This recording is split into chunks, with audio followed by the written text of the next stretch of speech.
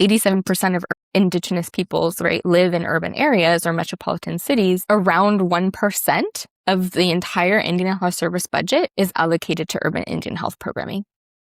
So like that disproportionate, right, like funding allocation and like resources is something that a lot of communities are advocating for. I think that it's really important that we don't get lost in acknowledging our beauty and the strengths of our people and our communities, and what a blessing and a privilege it is to support that work and be a part of it. And that's why it's every day, it's just a true blessing and honor to do this work in a community in a good way and to be a good relative. What are some of the biggest misconceptions about urban Indigenous communities that your work challenges? Native people only live on reservations, right? Native people are, only experiencing specific deficits or hardships, right? That is a large misconception and a perpetuated stereotype in that our communities are thriving, right?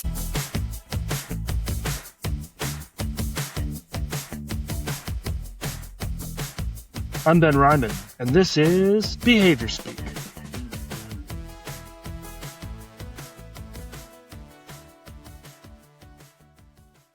Welcome back to Behaviour Speak. Today I'm joined by Dr. Meena Richardson, a citizen of the Haliwa-Saponi Tribe, an assistant scientist at the Center for Indigenous Health at Johns Hopkins University, and someone whose work sits at the intersection of community, culture, healing, and public health. Throughout this conversation, Meena helps us to rethink some of our most common assumptions about Indigenous communities. We talk about the reality that most Indigenous people now live in urban environments, the role of identity and connectedness in health and well-being, and how caregiving extends far beyond the nuclear family. We also explore Indigenous research methodologies, data sovereignty, plant medicine, intergenerational healing, and why Meena describes this work as heart work. Whether you're a practitioner, researcher, leader, student, or simply someone interested in understanding community well-being more deeply, this episode offers valuable highlights and important perspectives. Here's my conversation with Dr. Meena Richardson.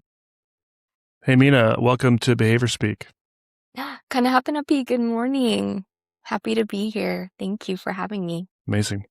To begin, can you share a bit about who you are and where you come from, personally, culturally, and relationally? Yeah, of course. Thank you so much for grounding in that good way.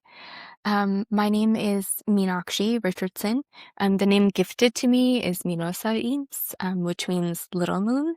The name gifted to me by my mother's father before I was born and before he transitioned is Meenakshi, which actually translates to fish-eyed, but it really means seeing the world through a different perspective because our fish relatives see differently than we do, right? And I'm just so grateful for those two namesakes in the grounding and uplifting of my two cultural backgrounds and what makes me me in the way that I view the world, in the way that I connect with people and the land and our relatives and others. But you can call me Meena. And I'm a citizen of the Haliwa-Saponi Tribe. Our tribal community our territory is Halifax and Warren counties in North Carolina. And I'm also of Indo-Fijian descent. So my mom is an immigrant from the Fiji Islands. And she actually grew up in Vancouver, British Columbia. And so I was born out on the East Coast, but when my parents met, there were a lot of kind of transitions, and we think about like opportunity and access and resources, and just with the transition of my grandfather wanting to be closer to kind of like family in the Pacific Northwest. So we moved when I was fairly young. And so I grew up on Puyallup tribal land. So what people refer to as Chickamauga, Washington, but Puyallup tribal lands are vast in that region. And we're just so grateful to have grown up as guests on those lands and pretty much stayed in the Seattle area until about almost 5 years ago. My husband and I moved to Multnomah, Kalapuya, Cowlitz, Tualatin, several other tribal communities, lands here alongside the Columbia and Willamette rivers in Portland, Oregon. Um, and so I like to kind of provide that context because first, like honoring my ancestors and those that I come from both sides of my family, our languages, our traditions, spiritual practices that really informed who I am. As I mentioned, my worldview and way of knowing and how I walk alongside our community in supporting healing, right, for our communities and for our relatives. And then also the context that I did not grow up in my tribal territory. But that did not impact my belonging, my sense of belonging, who I am as a Native person, who I am as a multi-ethnic person, as an Indigenous and urban Indigenous person, right? Growing up in an urban context. And that's really shaped the way that I go about working with community and programming and resources specifically for urban Indigenous or Native American, American Indian, Alaska Native, Native Hawaiian populations that live away from their tribal territories.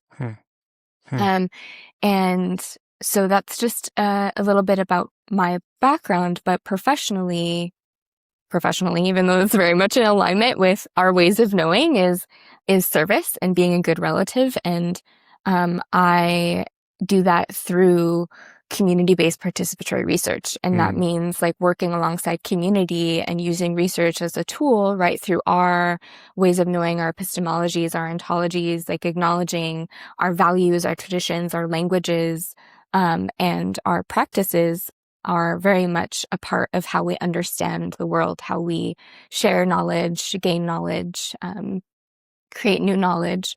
And so I do so in the role of assistant scientist. So that's research faculty at the Center for Indigenous Health out of the Bloomberg School of Public Health at Johns Hopkins University. And what I love about being a part of the Center for Indigenous Health is that we are really focused around, right, Indigenous communities, walking alongside and serving our Indigenous communities, right? Like it's really important not only for that representation in academic spaces, but also what it means to transform and really advocate for shifts in paradigms and practices in the way that we do research and the way that we try to understand knowledge and create and build and share knowledge, because knowledge is data, right? Like that is very important, I think, to reframe our understanding of what data is, especially in our communities, when there's been so much harm historically and still to this day in contemporary society when we think about research within our communities. And so it's important that we have buy-in for, and that representation is really upheld in these kind of academic institutions in the way that we do research. And so I specifically focus on addressing trauma transmission prevention.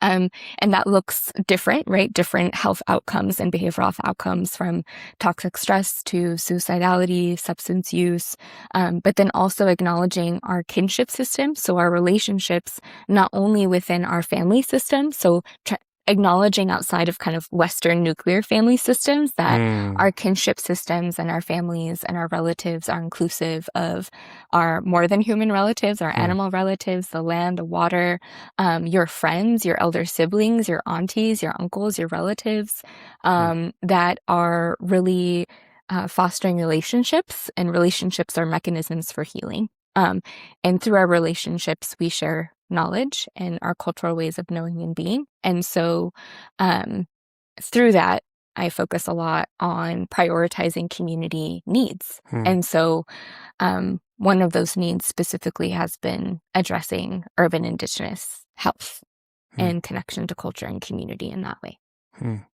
That's awesome. I love that conceptualization of family and relatives. I'm just thinking about a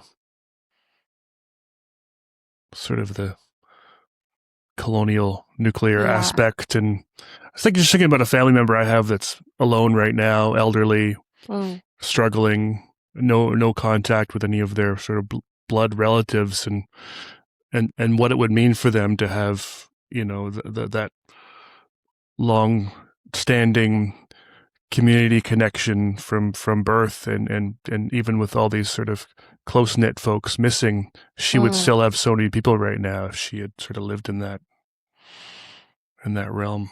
Yeah, and I think, well, thank you for sharing that. Like, I'm really honored and grateful that you trust me to kind of share that. And I think that there are a lot of people that might feel in that position as well. And I think through this work of like reconnection and kinship systems is that there's always a point for reconnection, right? And remembering and restoring. And I think like for your relative, like what that means, like to be connected and reconnected to people outside of even blood relation, right? Like what it means to have friendships, what it means to have an animal relative, right, in your home, right? Like we have a cat and she's very much our relative, right? Like what it would feel like to have that connection and that relationality, which really supports and fosters that sense of belonging, right? Yeah. You often locate yourself as living on Coast Salish territory, which that's where I live as well. What does that mean in your day-to-day life? Yeah, I think that means recognizing the lands in which you are a guest on, the people that have stewarded and cared for this land for time immemorial, right? Like the folks that are generous with their knowledge and are kind in supporting and uplifting the strengths and the relationships of this land. Like this land is beautiful, right? Like Turtle Island, like all of this land. And when we think about Canada and the United States, it's just a vast and beautiful land. And to acknowledge that there are languages, traditions, protocols, ceremony, peoples of this land that many of our education and social systems do not acknowledge. And I do think that it's important every day to be in relationship to the land and to foster a relationship with its people. And what that looks like is going to look different for different people. But one thing that I'll say is that I've always rooted in relationship with people of the land in which I'm on. And that looks very different, right? Because there's such a diversity of tribal communities in this area, in the Pacific Northwest. I think that's something that I'd like to share a lot too, is that there are 575 federally recognized tribes in the United States. There are over 60 state recognized tribes, and there are several other tribes that are kind of like local and like acknowledged, but do not have that state or federal recognition, right? And that's like another impact of colonialism perpetuated into the present day. And I think that it's important to know those tribes, reach out, right, to support those tribal communities to and to do so respectfully. I think that being in relationship with a community and to a people means that you've been invited and trusted to do so. And I think that that's something to acknowledge too. But that's a big part of my relationship, especially here being a part of the urban Indigenous community. So again, like when I talk about urban Indigenous communities, there's a lot of historical context there. And there are, over 300 different tribes represented in the urban Indigenous community in the Portland, Oregon metro area alone. And the historical context matters when we think about urban Indigenous communities, because there was this law, the American Indian Relocation Act, in the 50s. And it was Public Law 959.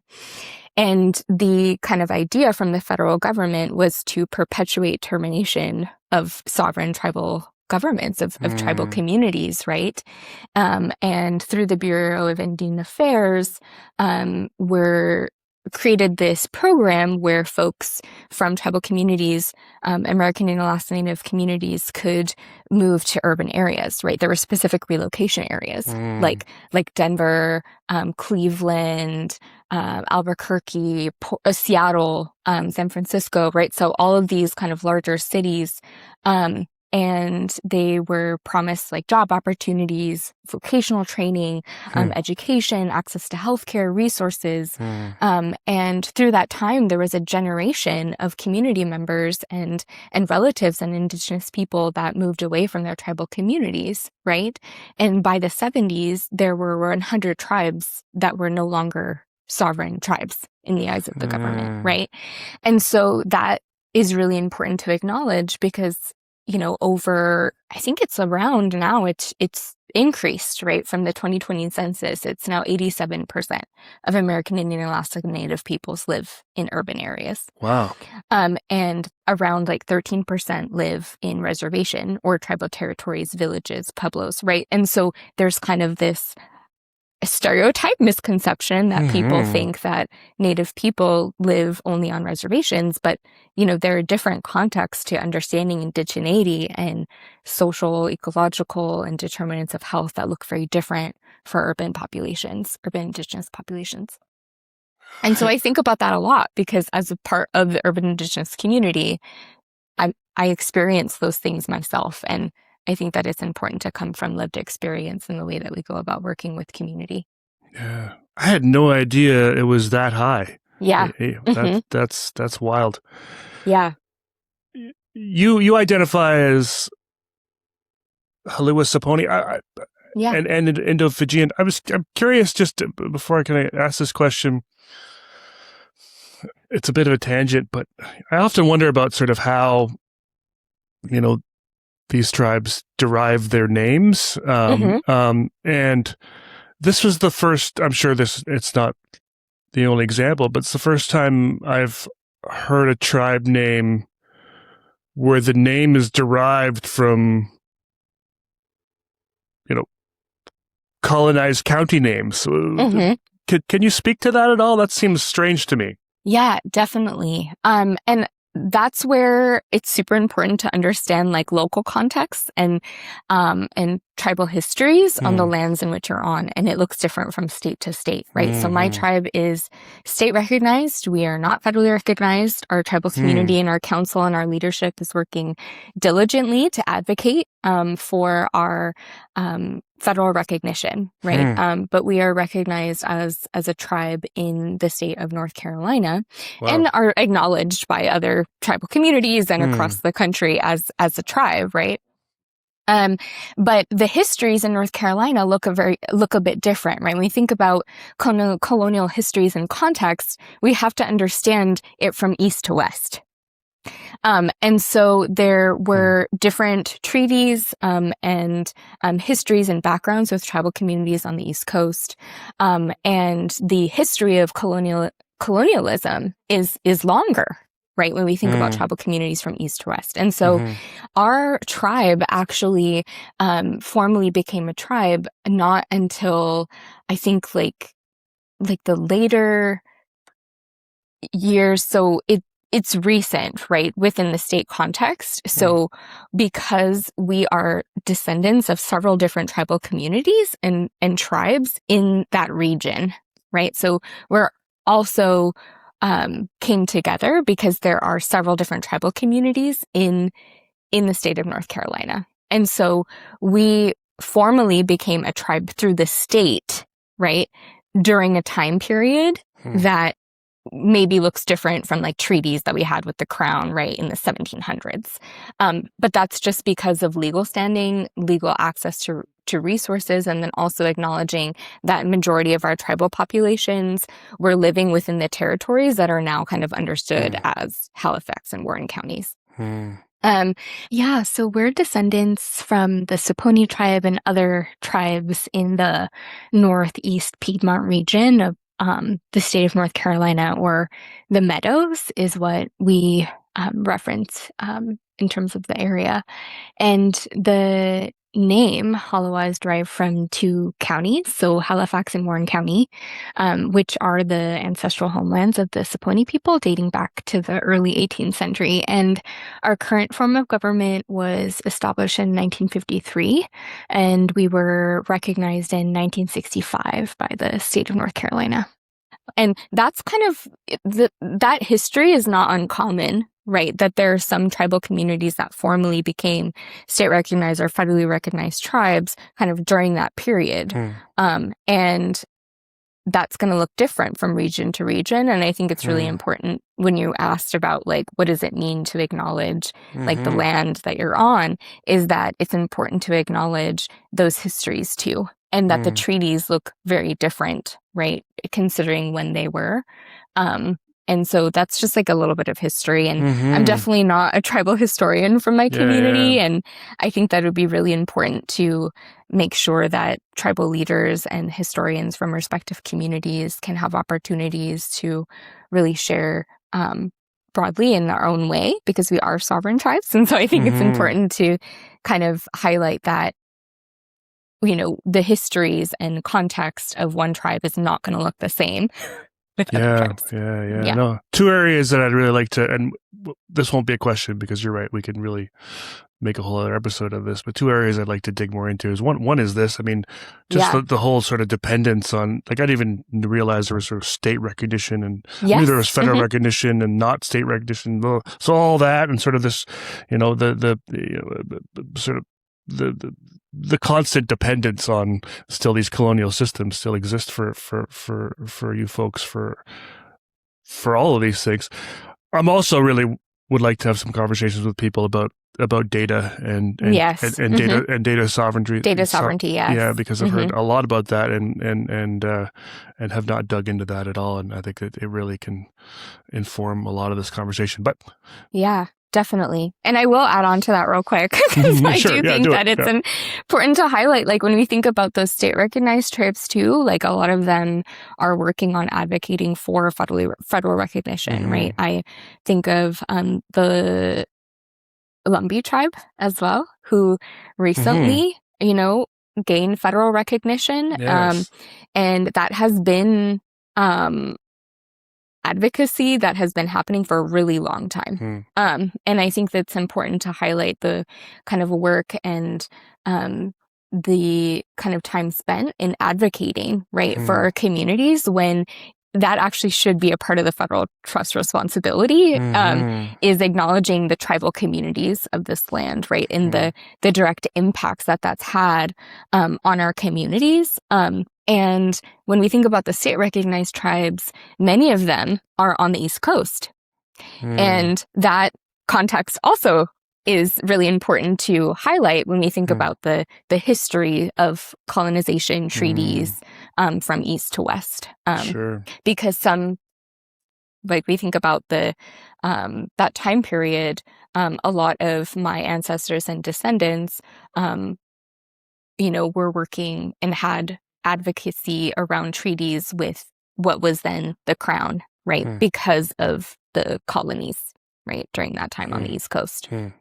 And so treaty rights and all those, like it's really important to acknowledge. And I think it's something that our education system in this country can really improve upon in acknowledging the diversity and the historical context, treaty rights, sovereignty, right, data and data sovereignty and data justice, which is something that I really support and advocate for, right, especially for our urban Indigenous relatives, right, when they are living away from their tribal territories, they are still citizens of those communities, right? And are still held by those communities, and that data is still of that community. And so I think it's important to highlight that and dive deep into that as well, because all of that sovereignty and that knowledge, that data from those communities, that is of the people, that is of that tribal community, right? And in terms of determination, self-determination, they have the rights and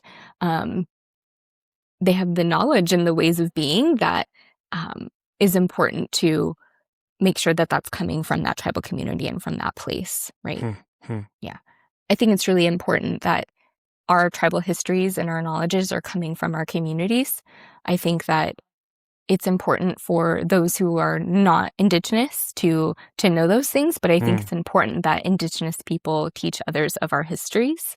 And it's even happening within our tribal communities that we are also relearning our traditions. We are acknowledging and reconnecting and relearning our languages, right? Because our languages were stolen and taken from us. We are bringing back our ceremonies and spiritual practices and relearning our histories.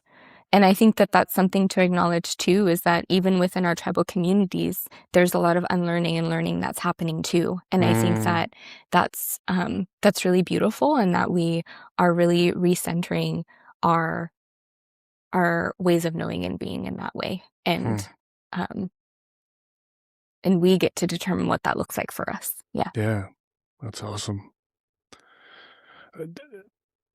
Looking at kind of the other side of your lineage, what was it like growing up Indo-Fijian in an urban context? Yeah, for sure. And there's a bit of that kind of historical context too, is that, you know, when the British were in India, there was, you know, during that kind of imperialist period, a lot of folks moved, to the Fiji Islands to work the sugarcane plantations. And so there are descendants and generations of folks who moved from India to work those sugarcane farms and plantations. And several generations back, that was my family, right? But in that context, there is a beautiful diaspora, right? Because there's the indigenous community of the island, and then there's also Indo-Fijian folks who the diaspora has shifted, right? There's a different dialect, the practices, the spiritual belief systems, like things are similar, but also are different, right? And so I grew up, you know, from that island perspective, because my mom grew up in the island, and that's really beautiful, right? We see these Indo contexts like all around the world. I know that there are kind of Indo diasporas in Africa and the Caribbean, right? Like the kind of all over the world. And I like to highlight that history, because that also was an impact of imperialism and colonialism, that my family and generations of my family came to be in relationship to land and the water, and be a guest, right, on the Fiji Islands. And so that is a way that I grew up too, because you know, my mom wanted to make sure that we also knew our lineage, our language, right? So I also speak the dialect of Hindi, like growing up, like acknowledging that, and that being a very big part of my upbringing, and then also like the culture and the traditions. And you know, my grandma was a practicing Hindu, and then also had family members who were Muslim, and like, so like I was always grown up with this diversity of spirituality, of languages, of different worldviews, knowledge systems, practices, and community roles, like what community roles look like and what family look like, that really was in alignment with kind of our indigenous worldview too. And I like to highlight that because, you know, many of our urban indigenous relatives identify as multi-ethnic as well. I think it's over 60% of American Indian Alaska Native folks also identify with another racial or ethnic background. Wow. And I think that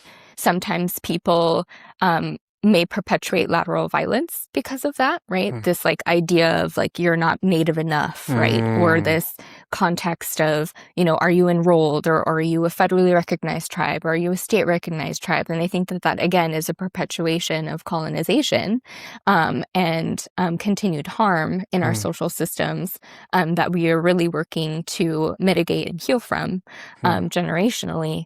But I like to highlight that because those two worldviews and those two ways of being, and that language and traditions and practices, were very much a part of how me and my sisters grew up. And I think it's such a beautiful opportunity to acknowledge both sides of my family, because I grew up with those two sides of my family, right? So I also acknowledge too that there might be people who are of a multi-ethnic background, but they maybe did not grow up within that context. And so identity, right, and intersectional identities, like, really is important to identify and acknowledge too.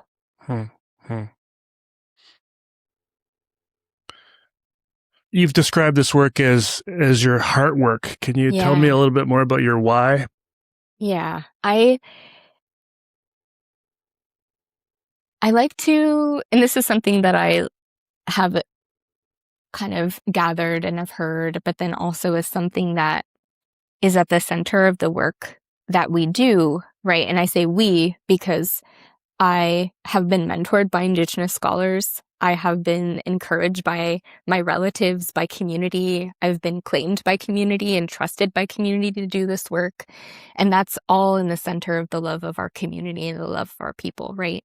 And that's what I mean by heart work, is that I do this work, and I do this work alongside community because I love my community, right? And I do that through advocating and through creating programs and systems and structures, and advocating for policy reform and program development that's for us and by us. And that is such a beautiful privilege to do that, right? Like, I was the first person in my family to finish, to get this far in like education, right? In formal Western academic education. But I did so that I could advocate for my community in the best way, right?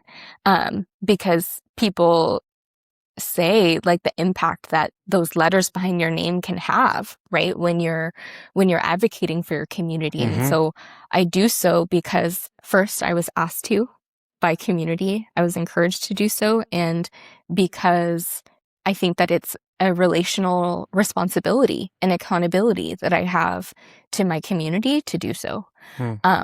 And I think too, in some recent work that I've done in community, there was an elder, because when we do research and programming, we always make sure that whatever we learned is translated to community in practice, right?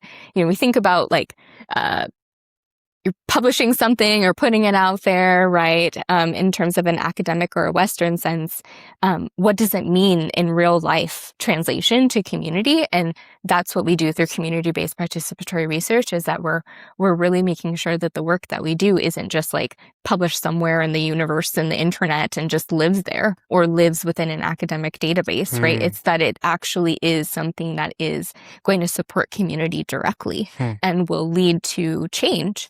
And so whenever we do programs, we make sure that we're constantly updating the community, our partners, urban Indigenous organizations, and direct service programs. And so from this recent study that we did and programming that we did, we came together at this community sharing session. And there was an elder that really highlighted the work that we did together. And she said, what this work has done is it's held up a mirror so that we can see our beauty. And I think that, and I get so like, because I think that it's really important that we don't get lost in acknowledging our beauty and the strength of our people and our communities. And what a blessing and a privilege it is to support that work and be a part of it. And that's why it's hard work, because every day it's just a true blessing and honor to do this work in a community in a good way and to be a good relative. Yeah.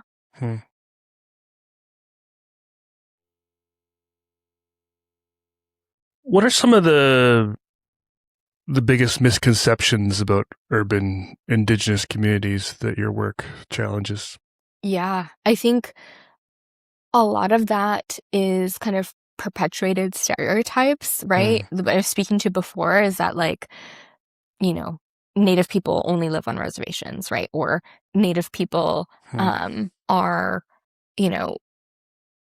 only experiencing specific deficits or hardships, right? And all these things, or that people that moved away from their tribal community or who live in urban areas are not connected to their culture or their language or the land, right? And that is a large misconception and a perpetuated stereotype in that our communities are thriving, right? Through urban Indigenous communities, the American Indian movement came about, right? Like all of this like advocacy that has happened from intertribal relationships and intertribal knowledge sharing. And, there are still unique experiences and disproportionate rates of experiences when we think about physical health and access to healthcare and service utilization and specific barriers that urban Indigenous communities do face in terms of like accessing healthcare resources. But that doesn't mean that we aren't creating those systems for ourselves, right? There are several urban Indigenous and Native serving organizations in the Portland area alone that are directly addressing and supporting the needs and minimizing barriers for our communities. And I think that that's something to really highlight, and that there needs to be more advocacy in providing resources and fundings to those programs too.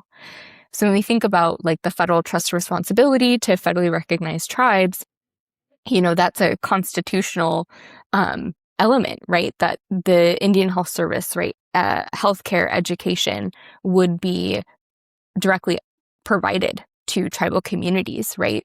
In understanding the government-government relationship with sovereign nations and the federal government.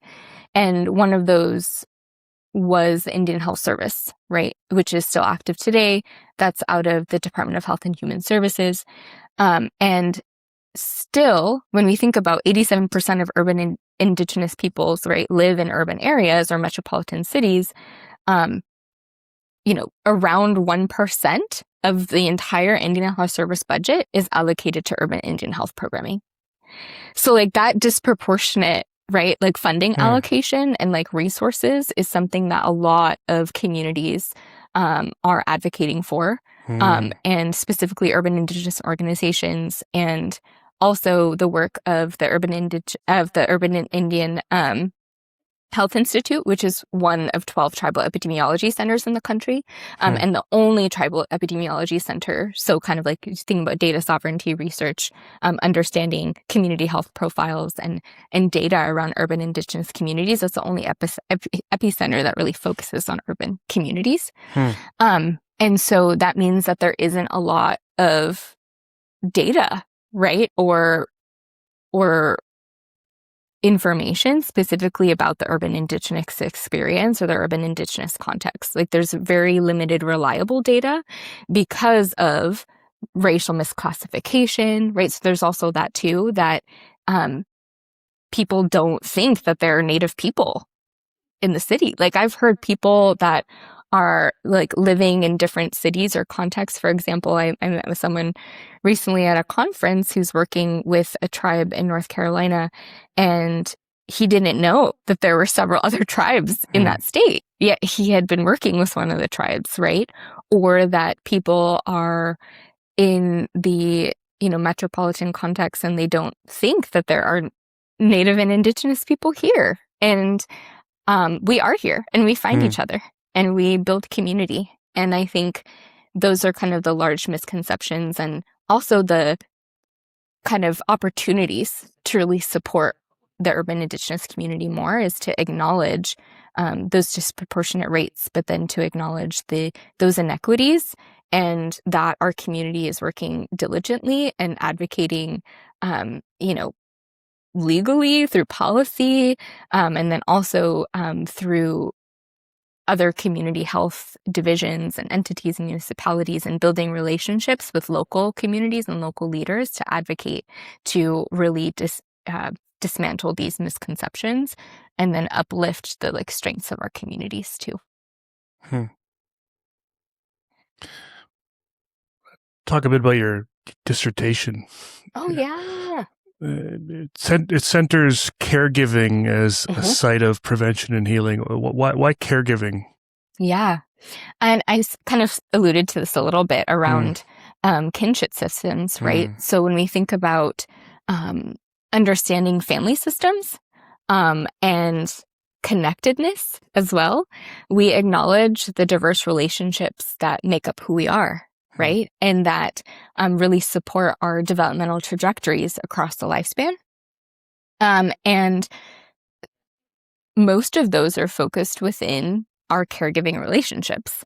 And we acknowledge in our work, in the work that I do alongside community, is that caregivers aren't just your biological parents, right? Aren't just the folks that maybe you lived with growing up when you were younger, and that the context looks different within urban Indigenous spaces.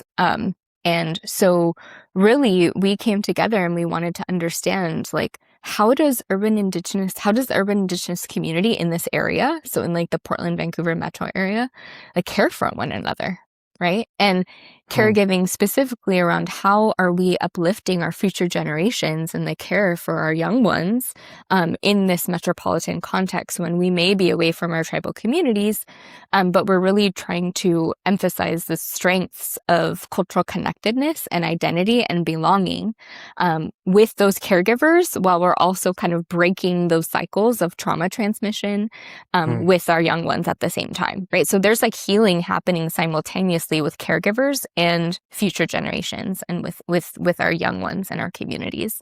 And so we came together, and when I mean came together, there were elders, other public health practitioners, mentors of mine in this community space, and we came together and we said, we need to uplift the urban Indigenous experience. That is something that hasn't been highlighted, right? A lot of people don't know about the urban Indigenous communities and how diverse the communities are regionally, right, and across Turtle Island. And so we said, let's come together and let's really highlight the voices of community. And we wanted to first understand, like, what does caregiving look like? What does identity look like? Indigenous identity. And then also, what fosters a sense of self and belongingness for urban Indigenous communities? And so we came together and we held talking circles, and talking circles is often used depending on the tribal community for ceremony, right? But then has also been kind of highlighted by Indigenous scholars like Margaret Koufax, and, through sharing circles or like conversational method, but then also through other Indigenous methodologies and methods as story work or qualitative research as a method. And in that space, we are praying together, we're offering medicine, we are going around and sharing and talking story about our experiences, right? And the ways in which we are connecting, reconnecting, intersecting ideas and identities together. And it's a healing space. And so we held these circles in community and asked each other questions and shared stories about like what brought us to this land, right?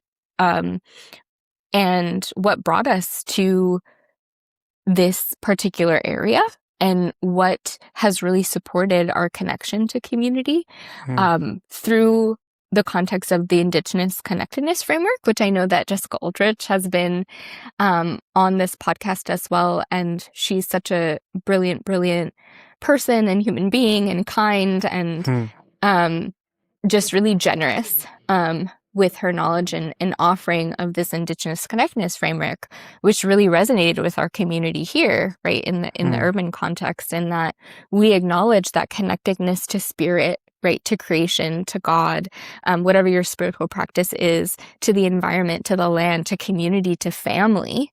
All of that is like kinship, and all of those connections are mechanisms for well-being and belonging and identity. And so we came together and we conceptualized, we brainstormed, we identified what that looks like, what connectedness and a strong sense of self looks like for urban Indigenous communities. So that was kind of the basis of that dissertation. And how did the framework help you understand caregiving in the urban context? Yeah, and I think what really came up was that acknowledging that family is a broad definition, right? Family is not just understood in the context of the nuclear family, what we talked about before.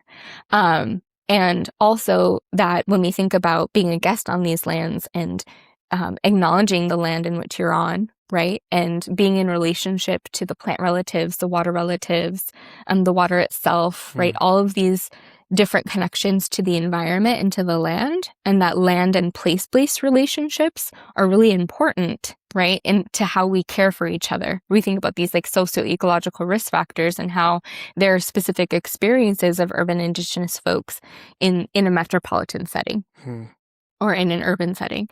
And I think that what really came out of that is that caregiving is about showing up for our relatives, right? That means that we are not only being claimed by community, and when I say claimed by community, I mean that people in the urban Indigenous community like see you as a relative, that they trust you, right, for us to provide care and support to each other and to our children. I think that it's really important, right, that you have those strong and trusted relationships to provide care, right, especially within a system that perpetually dismisses our community, right, does not have culturally appropriate care within like mainstream systems, and that we provide that care for ourselves. And so the caregiving context looks like, what does it mean to really foster connection and culture when your child might be in public school? Or when you are maybe away from your tribal communities and you aren't able to access, tribal specific healthcare, right? That there are other tribes in this area that provide resources and services to other community members, right? So some tribes do open up their healthcare and human and social services and direct cultural programming, not only to their tribal citizens, but also to other tribal members and other urban Indigenous communities in this area, right? And so what does it mean to really care for each other in that context when the system itself does not acknowledge that there is that need, right? That support. And then simultaneously advocating for those shifts and transformation to make sure that those services and those resources are provided to community. And so it kind of came up in different ways, right? That caregiving acknowledges like relationship to the land, to place, to people, to family, all of that, right, is kinship. And then also that we are supporting that reconnection and that remembering, that we come together and we share our knowledge, right, intertribal knowledge. And I think that's important in terms of tribal sovereignty, is that there are languages, traditions, ceremonies, cultural practices that are protected and held by that community. And that's important to acknowledge that. But then there are also kind of through lines and other cultural practices and teachings that are found across several tribal communities across Turtle Island. And I think in that intertribal context, we are sharing that knowledge and really supporting connection, reconnection to culture, and supporting identity development for future generations, because it's important we know how important, right, as a protective factor, identity, connection to culture, belongingness is for our behavioral health, our mental health, and our physical health. We see that in the science, we see that in the research. And so how can we develop systems of care that are Indigenous informed and Indigenous led? And we do so by first highlighting how our community does that already and how we can build off of that community thrivance and brilliance as we move forward. One of your key themes is grounding in identity. Yeah. What did participants share about identity in the urban spaces? Yeah. A lot of folks first shared that it was really varying, that people were like, I actually recently came to this area, or somebody said, I grew up in this area, right? Like similar to myself, that I grew up in the Pacific Northwest, right?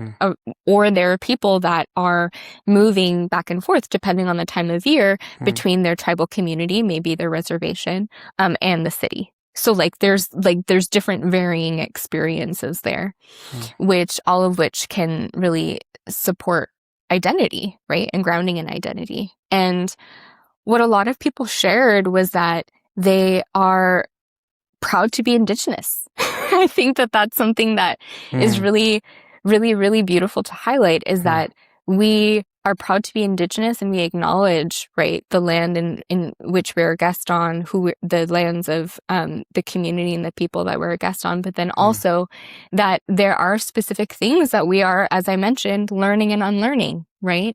That we are acknowledging that there are harmful views around like colorism, for example, within urban Indigenous contexts, right? That there can be harm in terms of folks that may not look a certain way, right? Like the stereotypical kind of view of what a Native person looks like, right?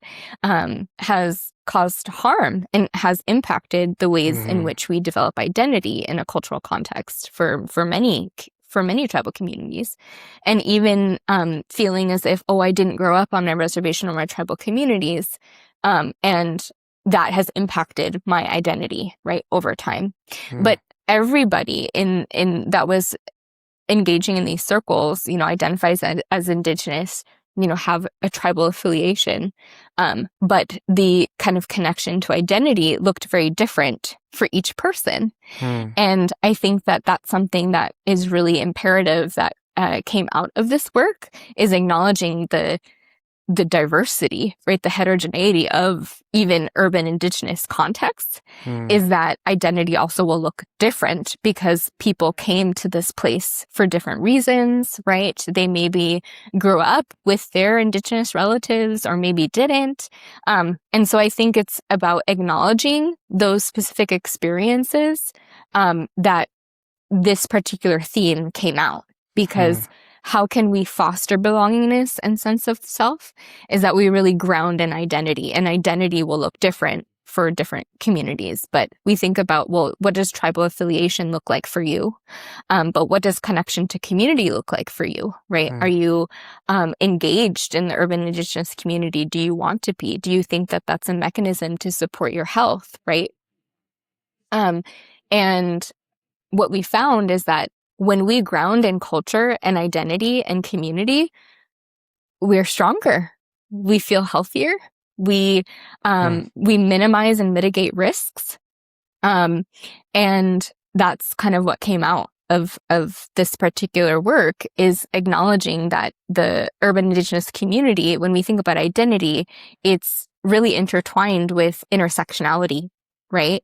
And then it's also connected with like multi-ethnicity and multicultural backgrounds, because we are living within different social contexts, right? And kind of living in between worlds. That's like something that I said growing up too, right? With like two specific cultural identities, but then also, speaking different languages at home, right? Different practices that I was exposed to and engaged in spiritually, but then also going to like public school in like Tacoma, Washington, and like being in Indian education and like working in and engaging with other tribal communities, is that at the center of all of this work in generational healing is identity and cultural connectedness, and that it's going to look very diverse with each community. And that's what came out of this. What does, I know there's a real importance for Indigenous families around intergenerational and multi-generational connection. What does multi-generational connection look like in urban Indigenous families? Yeah. That came up too, is that it can look from like a kind of physical sense that you are living with, right? Multi-generations in your home. And I think like that's a big part of it too, is that when we think about community caregiving, it often involves other relatives, right? And that often means that you are connecting with those communities and those relatives in your home or in your kind of like immediate realm of like environment. But it also means connecting to your spiritual practices, if that's like within your practice, right? But then it's also acknowledging those who came before you, those alongside you, and those to come. And I think we think about our ancestors, right? And the practices and that breath of life that they offered us for us to be here today, right? Like those are still things that many Indigenous communities highlight, right? Around the impact of generational knowledge and generational love and passing on traditions and language and reconnecting, right? And strengthening our connection across generations. You'll find that as a main focus and a center of many tribal communities. And I think that is still a big part of the urban Indigenous community. And some people think of approach that in going back to their tribal communities, right? Maybe they have relatives that live on tribal lands, so they connect that way. But it's also connecting to the ancestors of the lands in which you're a guest too. And many people will identify that connection as looking different. I can say for me, that's like connecting and like rooting in relationship to the tribal communities and nations of this community, right? Of this region. But then it's also connecting to the land, right? I think about how I went on this walk with a group of folks. I'm also a practicing herbalist, and we come together and we think about traditional healing modalities as well. That's a big part of my work and my practice too, is how we are supporting traditional practices and healing modalities within our communities. And a big portion kind of in my scope of work is around plant medicine and plant healing. And we were on a walk. There was a group of herbalists. We were together. We're on a walk, and there was this beautiful, beautiful field of camas. And camas is a traditional food source for many tribal communities in this region, and is a beautiful, beautiful plant with blue flowers and fields of blue. And to know that there were generations of tribes and tribal communities who tended to that land, right? So that there was this abundance of camas for future generations. And I think about the tending of the land, right? The passing on traditions of languages, of practices across generations, like that is multi-generational and intergenerational connection, right? Is that and that's, something that can be found and central to many different cultural contexts, right? Passing on traditions and practices. But I think that spiritual and that environmental and family and kinship connection is really important to our well-being, is that we acknowledge our ancestors and that they breathe life into us for us to be here today, and that we acknowledge and think of them all the time. I think that that's a part of this heart work too, is that we are continuing that relationship and that relational accountability that our communities have done for generations, for thousands of years. Yeah.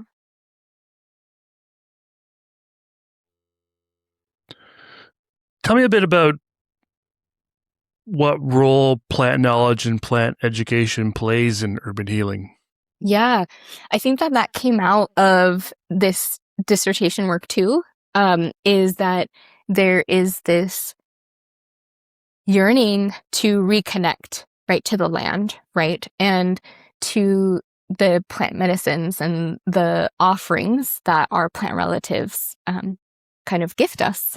And, I think it's like may have to double check this, but I think it's like over 80% of our, when you think about the pharmaceutical industry is plant medicine derived, and maybe is now synthesized without needing those specific plant molecules, but a lot of it is rooted within plant medicines, right? And we think about all of our different, right, products and things, like a lot of it comes from the land, right? And we think about the relationship to the land and how some of those systems can be really extractive. But what does it mean to honorably harvest, to be in relationship with specific plant medicines that you are able to really connect with, and the specific medicinal properties that they have, right? So not only does traditional plant medicine connect us to the land, which we know is a mechanism for connectedness and for identity and belonging, but it also really supports our traditional ecological knowledge systems, in that we are very much a part of the tending to the land and the ecosystem. We are not set apart from it. We are very much a part of the ecosystem, right? That example that I gave about the camas is that, that tending to the land provided this like beautiful, robust, like, specific meadow that's like full with camas, right? That's because it had been tended by communities, right? Over generations. And I think that we also not only have a relational accountability to our human relatives, but we also have an accountability to the well-being and thrivance of our plant relatives. And they offer so much teachings to us.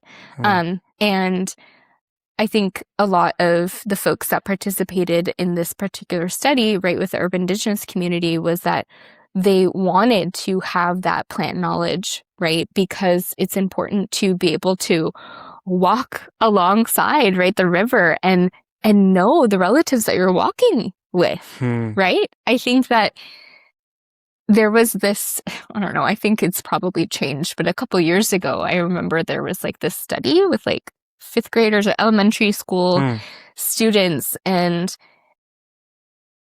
I think that on average, they couldn't name more than 10 plants, but they could name like thousands of like corporate logos. And I think about how important it means to connect with those plant relatives and the teachings that they have for us. Because even in our traditional practices, right, specific plant medicines like juniper, sage, cedar, all have spiritual practices connected to them, but then also provide spiritual healing, cleansing, support, right? But then there's also, I'm looking at California poppy, right, outside my window here, and that's a different variant of the poppy that is, synthesized for opiates. But this particular poppy is non-addictive and is very mild, and provides a lot of nervine support. So it helps with like anxiety and stress, and can support with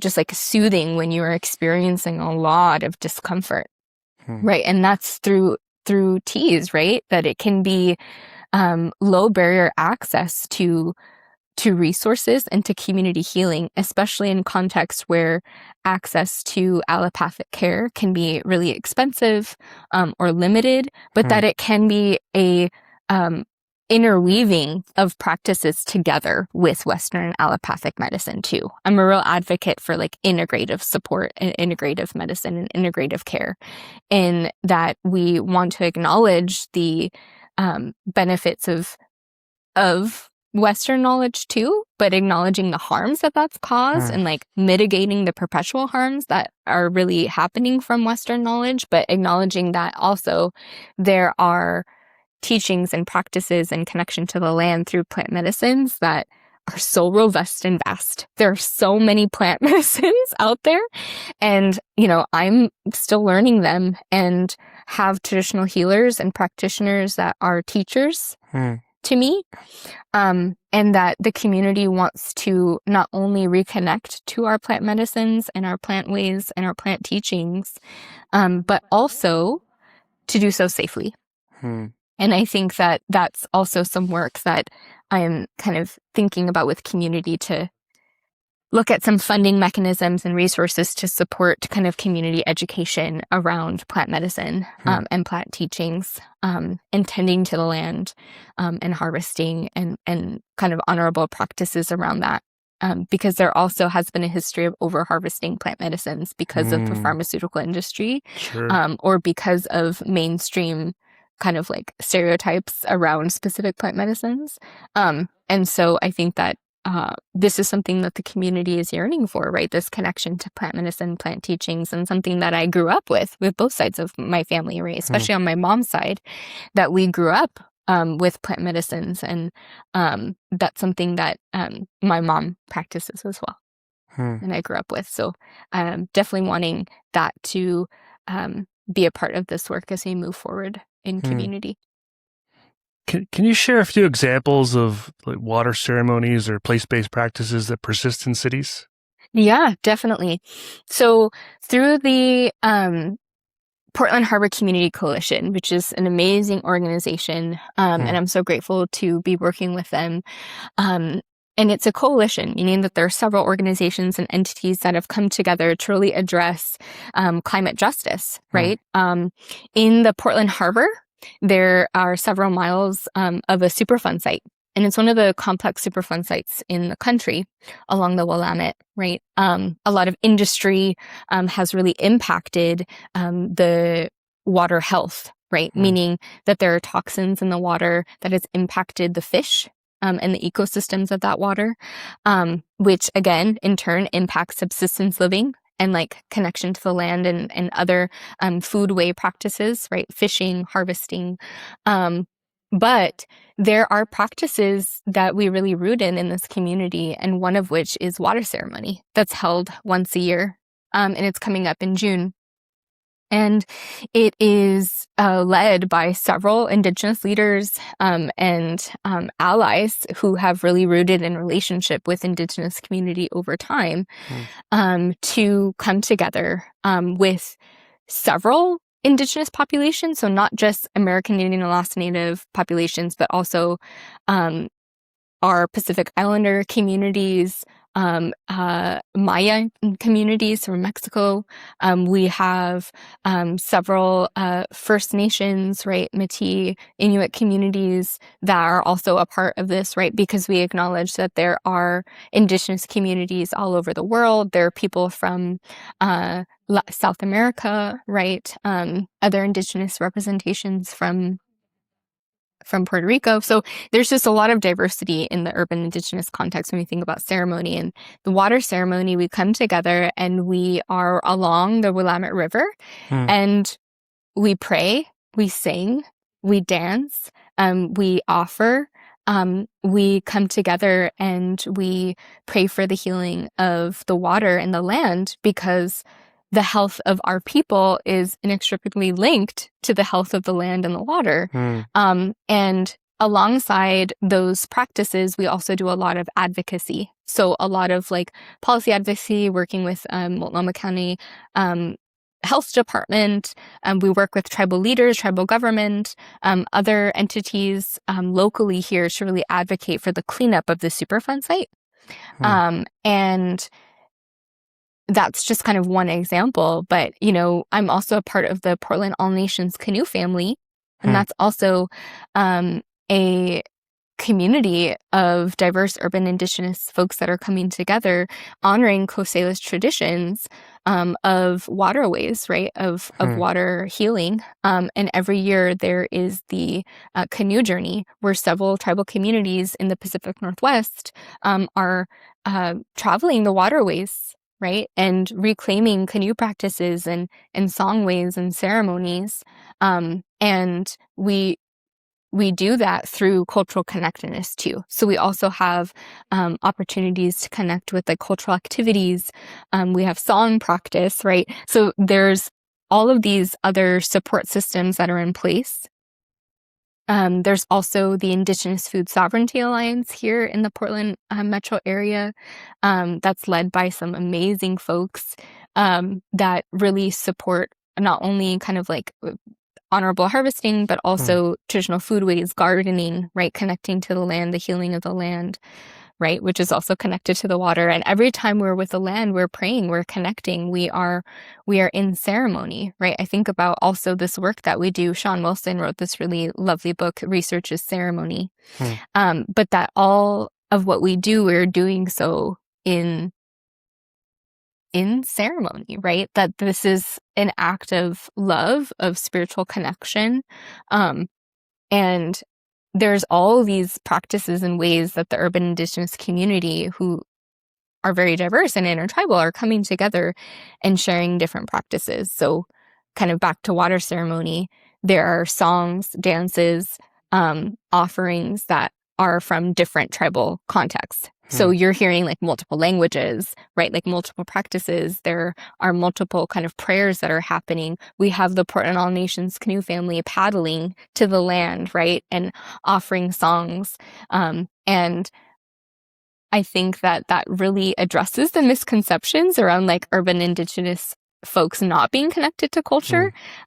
We are very strong in our cultural identity and practices. And I think that oftentimes too, it's programming that is specific for our urban community or urban Indigenous community. But then we also have opportunities to really bring in allies and other community members to really advocate and walk alongside us in the work that we do too. And water ceremony is a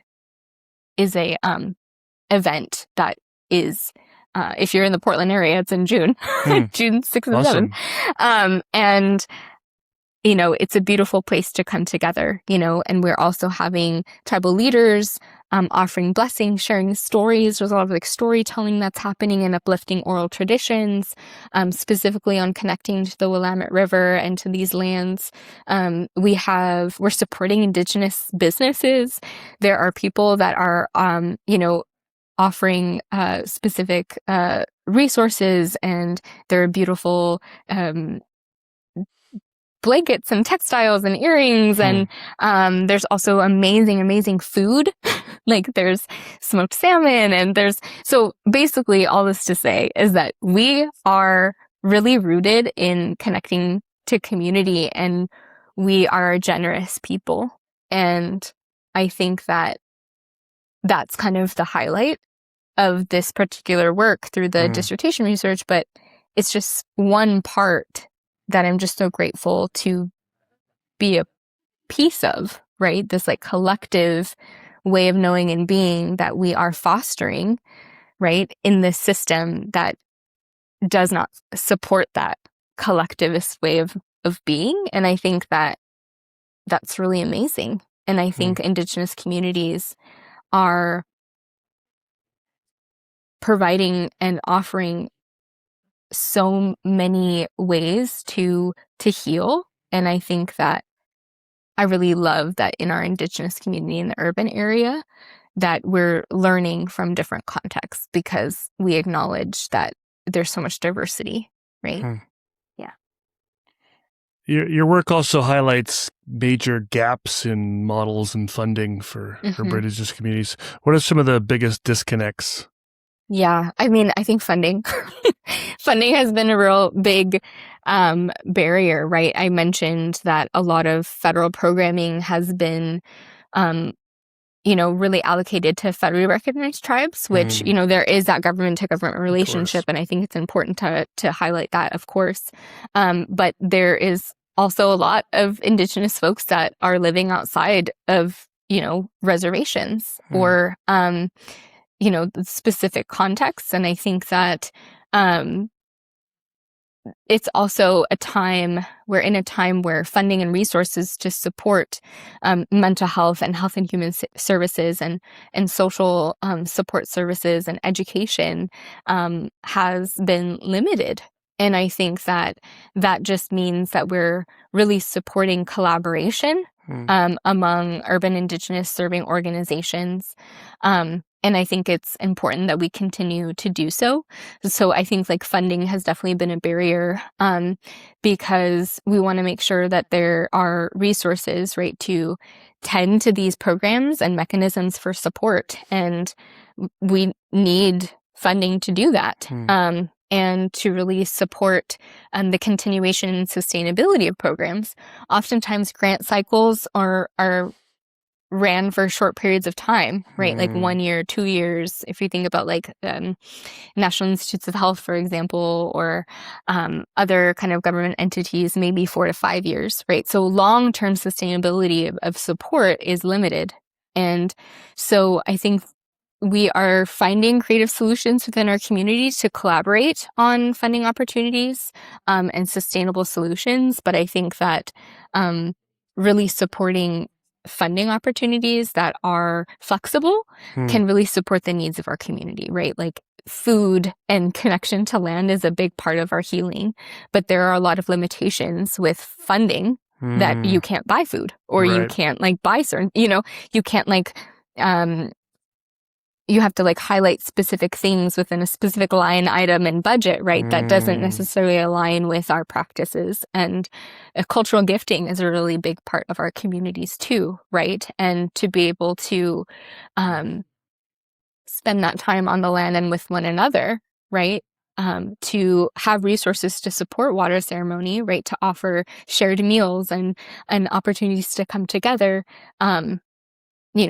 We need those resources and that support too. And I think that there are a lot of partners in this area that are really advocating and really centering on connecting in relationship to community and providing those resources. But I think a big part of it too is education, is really like educating and providing education to the broader community about our urban Indigenous community and the urban Indigenous experience. And I think broadly, the general public to have knowledge about Indigenous peoples, right? And the lands in which they're on, which I keep saying because it's super important that people do that, right? And there is this beautiful link too. I'm not sure if you're familiar with it, but it's native.ca, and it's an interactive map, and you could put in a zip code and it shows you, right, Yes. like the land in which you're on and like the treaties and the histories and the languages, right? And I think that's something that I usually offer to people because it is an accountability of them, right, to seek that knowledge. And I think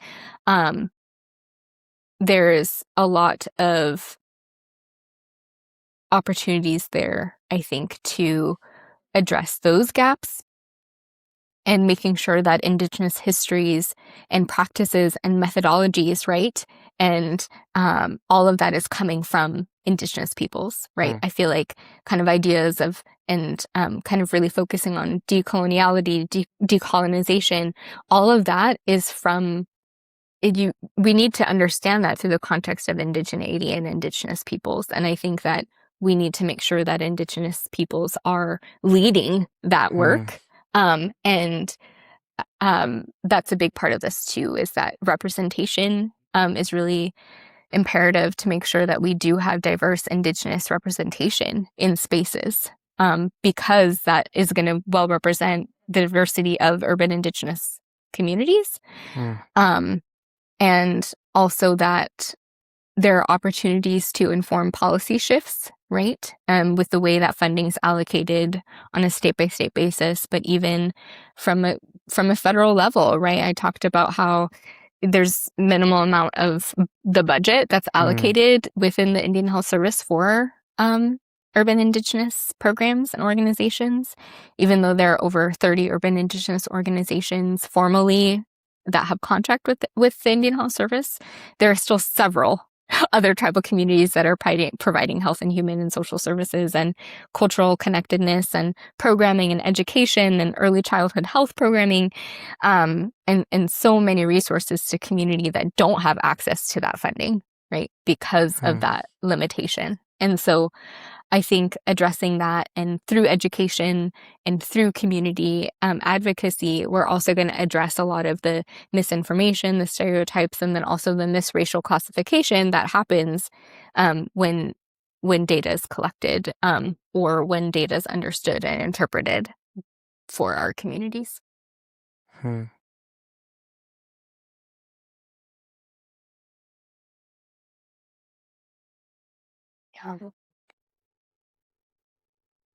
What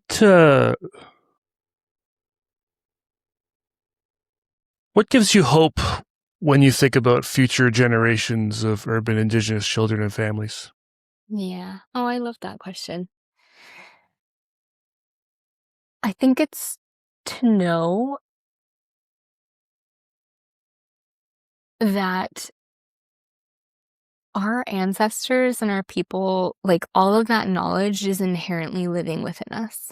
And I think that as we're remembering and reconnecting and strengthening our relationships to our practices, that really supports, right, our future generations. And I think like that is such a beautiful centering and something that I think about every day and many Indigenous communities think about every day, is that we do this for the love of our communities, for our people, and for our future generations. And I hope that the future generations of our communities are thriving, right? That we are connected to the land, that we are in relationship to our foodways and our ceremonies and our practices, and that even if we don't remember our languages, that we are connecting and reconnecting to those teachings as we know them. And an elder in this work also mentioned, she's like, even if you don't know your language, our heart houses that for us. Like, it's inherently in us. And I think that I know that that's going to be true for our future generations. And I hope that our connection to communities, our languages, our life ways are continued to pass on for generations to come. And we see that in the beauty of our youth. Our Native youth are just beautiful advocates and so engaged and reclaiming our practices and ways. And we see that in the knowledge exchange happening in community between elders and our youth, right? That we're all simultaneously learning, right, as our environment shift. And I think that, we think about it a lot, like how our youth are really paving the way for our communities in the future, and just grateful to support them in that. If you could leave listeners, especially practitioners and researchers, with one responsibility after hearing about this work, what would that be? I think it's to acknowledge Indigenous ways of knowing and being, and to root in relationship to the land that you're on, and to really uplift the strength of our communities. That's kind of what I would hope that people are kind of leading in that transformation for their work, right? So much of our system is so deficit-based. And I think that we have a responsibility to highlight the strengths of the communities that we're a part of and those that we serve. Meena, thanks for sharing your time and space with me and sharing all this awesome information. Yeah, Pilahuk Ben, thank you again for having me. And I just want to thank my mentors and teachers and in the community for trusting me to do this work in a good way. And it's an honor to be able to share what we learn from this work and to uplift urban Indigenous experiences through this platform. So, Amazing. Pilahuk again, thank you. Thanks, Meena. Yes, thank you. Thank you for listening to this episode of Behaviour Speak. One of the themes that stayed with me throughout this conversation was Meena's reminder that relationships are mechanisms for healing. Whether we're talking about family, community, culture, land, or future generations, connection remains at the center. If today's conversation resonated with you, I'd encourage you to share this episode with a colleague, friend, researcher, educator, or practitioner who could benefit from hearing it. You can find all episodes, articles, and resources at www.behaviorspeak.com. If you're interested in related conversations, check out episode 231, The Indigenous Connectedness Framework with Dr. Jessica Ulrich, and episode 210, Indigenous Cultural Revitalization with Dr. Haley Shea. Don't forget to subscribe wherever you get your podcasts, leave a review, and follow Behaviour Speak on social media. Until next time, stay curious and keep learning.